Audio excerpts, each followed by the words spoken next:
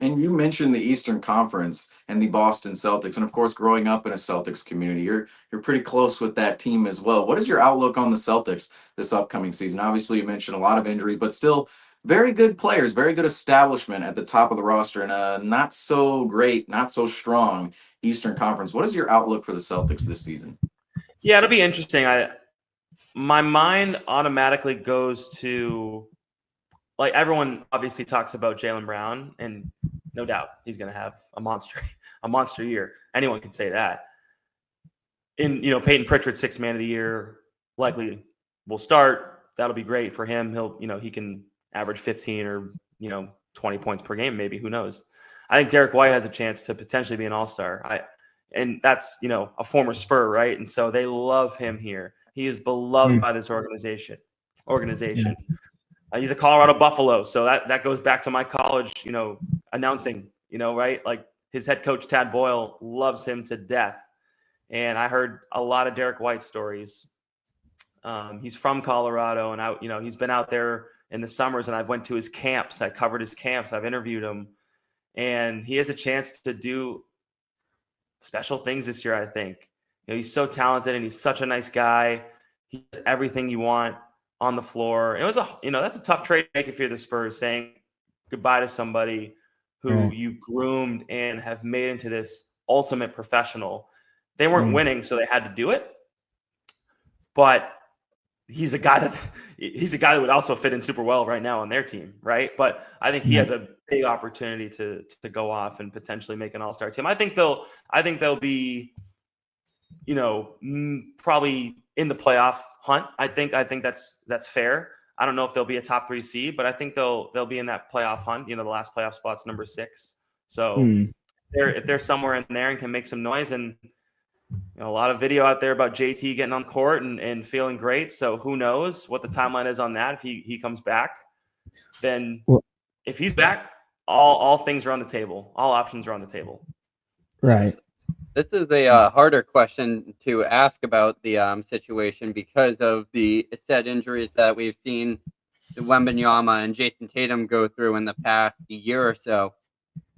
Where do we see those two amongst the NBA right now? And when looking forward to the future, those are the two faces that people will say are going to be the next heads of the league. And what do you expect from them in the upcoming future? And do you see Wembanyama exceeding or matching the legacy and accomplishments Jason Tatum has reached within the tenure in his career? Yeah, that's a good question. They're both obviously, Victor's a little bit younger than Tatum, and it's wild. I mean, Wembanyama is 21, guys, and he's already doing amazing things, and should probably have 2 Defensive Player of the Year awards already. He was going to win it last year until he got hurt, so he'll have a bunch of those racked up, I think, in the next decade. And Tatum, if he wins another championship, like, that's going to just bring him that much higher. He's already a top 5 or 7 player, right? And I think ESPN ranked Wembanyama as number 5 this year. It'll be really, really interesting to see when Tatum gets healthy, his numbers compared to Victor's, because there's so many options on both teams. And it is a numbers game to some extent, right? But it's also about the rings. And Vic wants to win. He's ultra competitive in everything he does. He loves chess. Yeah. Super competitive at chess. And so if he gets to that point where he can win, that's going to put him in that discussion with Tatum and some of the other stars around the league. Like, people say, is Anthony Edwards going to be the next face of the league? And you have to get to that finals or win a championship to be in that discussion. So Tatum has that, right? Like, right. He is there because of that.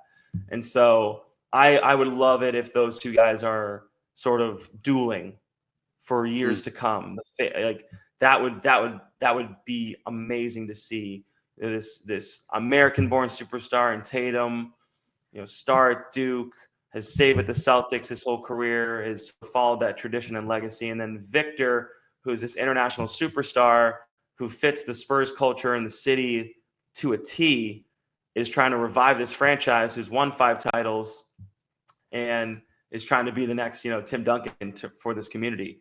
And so for both of them to be battling for years to come like that, that's going to make this league better. And so I think they both equally have a chance to be the face of the league. I think Victor has a chance to be one of the greatest players ever if he's healthy, just because of the way he plays on both sides of the ball. His body is just completely different than anybody else.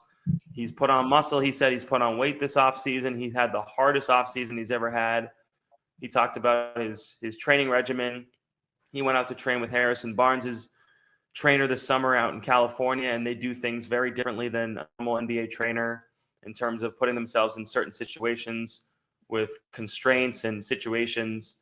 So Victor's always challenging himself. No doubt Tatum has his own ways of training as well. So the league's in a great spot, I think, with those two guys, Anthony Edwards, Shea. Like, the next wave is here. But I also do want to give respect to the old heads. Like, LeBron is still here, which is crazy. For me to sit and do a LeBron game was nuts. I mean, I did 2 or 3 of them this year. Just to see him up close and personal was crazy. Curry still firing away on all cylinders. Like, those guys, Kevin Durant still here, still producing, still stars.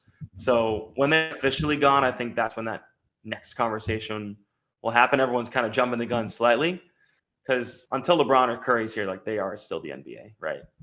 Right.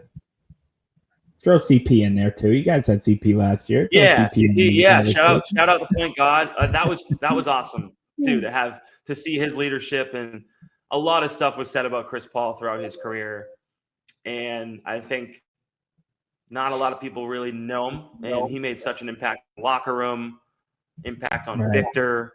Like, he'll carry that through his career.